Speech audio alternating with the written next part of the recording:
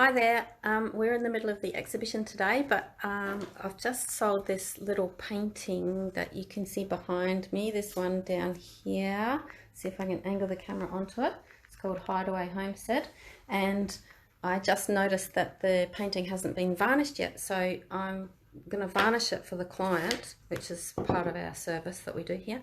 And I just thought you might like to see how I go about doing the varnishing of an acrylic painting. So I'll just show you the materials that I use first of all.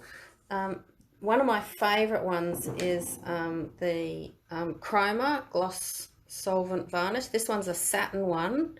There's satin, invisible and gloss, but my preference is the gloss. So I haven't got a bottle of that, but I've also got this other one, which is a really nice final varnish, the gloss. I don't know if you can see that, it might be reversing the text, I'm not sure, but it's the Derivan Matisse medium number 14, and it's called Final Varnish Gloss Finish. I always like the gloss finish because it really brings the colour out a lot better than satin or invisible, which is like matte. If you find some varnishes that have got matte written on them. There's a few other brands you can get. There's a Winsor & Newton one as well. Winsor & Newton tends to be quite expensive, but it's kind of the best that you can buy. The first thing that I do is I put some little chocks out to get the painting up off the level of the table. I'm just going to see if I can switch the camera around. Yes, I can. That's good. So I've got my tarp spread out here on a table in the middle of the exhibition. I've got these little wooden chocks that I use to just stand up. They all need to be about roughly the same height, and I put them under the four corners of the painting so that the painting sits up above the tarp. And I'm just going to grab the artwork here and pop it onto these little legs. So it's on these four little wooden legs that sit it up higher. If I put them just inside, then I'll be able to varnish right around the edges, because this painting's actually got paint all the way around the edges of it. Just put that to the side there, get my stuff out the way. I like to use a large hog bristle brush to do a painting of this size, or a smaller one. You know, you can get the little 1-inch brushes in hog bristle, that they're quite good for doing varnishing as well. But I'm going to use the Derivan Matisse one today. So I just need to get my can opener into it. I hope I can do this one-handed holding the phone. That's a bit tricky. Let me just see if I can jam it up and hang onto the phone without dropping it while I do this. So I've got that out. It's nice and clear varnish in the can. I wonder if my brush is going to fit into here. Sometimes the brush doesn't quite fit into the can, but I think I'll be all right in this at this time. And so I'm just going to set this up to the side. So I've got my can over here out of the way a little bit. And so I make sure that there's no dust on the canvas. Make sure there's no insects or anything else that's been sitting on display for a while. There's often a little bit of dust on the top edge of the painting. So try and clean all of that off so that there's no dust that will mingle in with the varnish. And then it's just a matter of, if I'm using one of these jars of varnish, it's really cool because you can just take off the bottle and then just pour the liquid into the middle of the canvas. So I really like doing that. The pouring method is great. With this can, I can't quite do that. So what I'm going to do is load up the brush tons. See if I can do this without dripping varnish all over the tabletop.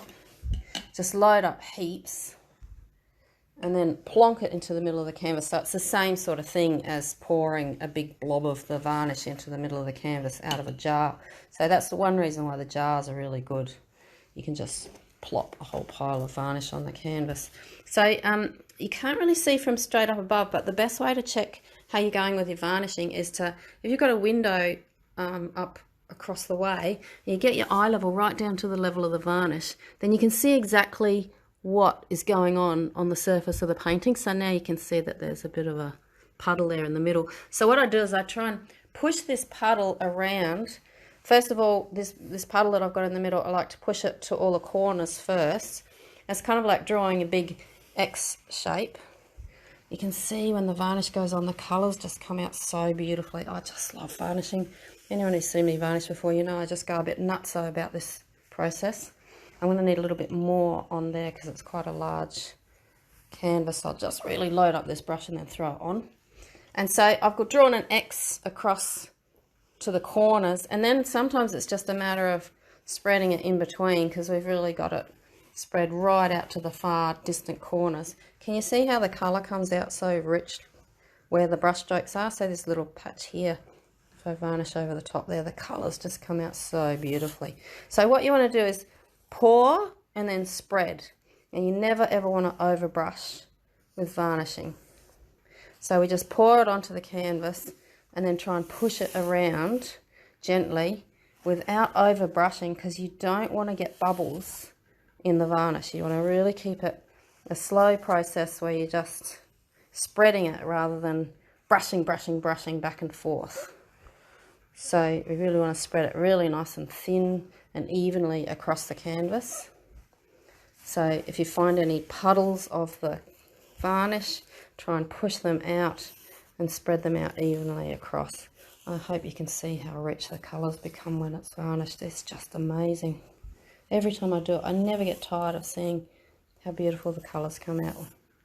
It's like it takes a grey sheen away from the surface of the paint so that you can actually see the real colours that are underneath. Just lovely. So you're kind of flying a little bit blind sometimes when you're brushing over the top like this, but the best way to find out what's happening is to get your eye down at the level of the canvas, looking towards a window. So I'm going to spread this all around so it's nice and even, but don't let it get so thin that you have to go brush. You just want to spread it evenly and thinly across without over brushing. So after I think I've spread it out fairly evenly, then I get my eye down at the level of the canvas and I check it. One thing I'm doing right now is doing a thing called laying off, where I get the brush right across every area of the canvas, going from one side to the other in the same direction, and that gets a nice even coat. So let's have a look and see if I've missed any spots. So you go right down to the eye level, looking towards the window, and I've got a fly in there. That's hilarious. I'm going to have to get him out of there. So it looks like I've got most of the bits on the top surface there. Haven't missed anything. And the other thing you're looking for is to see if there's a puddle.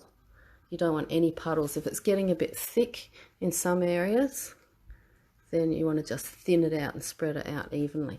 So then the very last stage, of course, is just to get it brushed around the edges. So a good even coat around the edges with this varnish, because I've got colour on the sides, and the client this time is not going to frame it, so they want to see nice bright colour around the edges of the painting.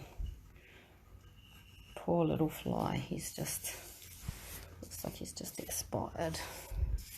Silly sausage for landing in the varnish. So one thing I do with smaller paintings, the fumes that come off the varnish can be quite strong.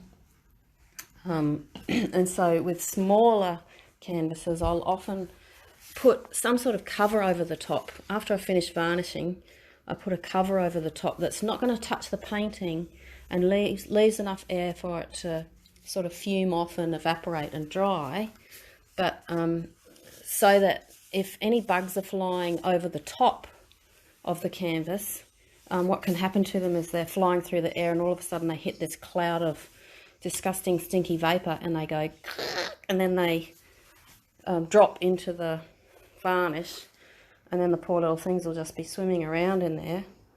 And so I like putting a cover over it so that that doesn't happen. You don't get any bugs in it while it's trying to dry overnight. So I think that's fairly good. So I'll just do a bit of a check around here and see if I've got everything on the edges. Sometimes it's good to do a second coat. So I check to see if we haven't missed anything on the edges. Doing the second coat, of course, will just catch anything that you might have missed the first time around. And I'll just check one more time over this side here. Looks like, hopefully I haven't missed any little pieces along that side. Looking at the reflection. So there you go. That's how you varnish an acrylic painting. That will take about, usually it's overnight to dry. And then if I feel like it needs a second coat, then I'll do a second coat. So I'll just repeat that. And then I usually leave it in the studio for 3 to 4 days, maybe, so that all the fumes go, so that when you come and pick up your painting, you don't have to have a smelly painting in your house. So there you go. So if you'd like any more information on how to paint, or tips and tricks for painting, drawing, varnishing, any sort of art tricks, then go over to zenartart.com and look in the dojo area. So zenartart.com and look in the dojo area. So that's where you can see the information on the Zen and the Art of Art book and all the online classes that we hold. Thanks for watching.